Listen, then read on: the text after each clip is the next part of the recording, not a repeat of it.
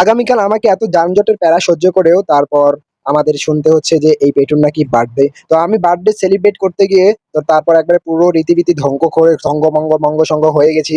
দেখুন এখানে কি হয়েছে, আসলে ওর বার্থডে উইশ করা হয়েছে আমাকে।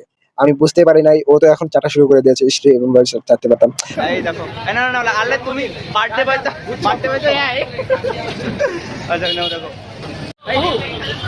এ ভাই আমার আমার কাছে কিন্তু নিলে আমি কিন্তু জানি না ভাই।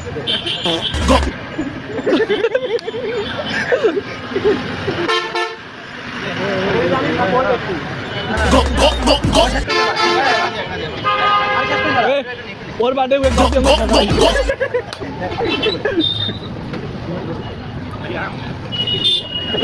দেখুন আমাকে একেবারে কি অবস্থা করে দিয়েছে, মনে হচ্ছে কেক যেন আমি নিজে একটা চেয়ারের উপর ফ্যাক্টরি বসে দিয়েছি। একদম মাকে ছেকে মাকা ছাকা করে দিয়েছে ভাই। কেক তো ঢুকাইছে একেবারে কানের ভিতরে পর্যন্ত ঢুকাই দিয়েছে দেখেন। আর যে শালা ঢুকাইছে ওই শালা দাঁত কিনে হাসতেছিল পিছনেরটা ওইটা।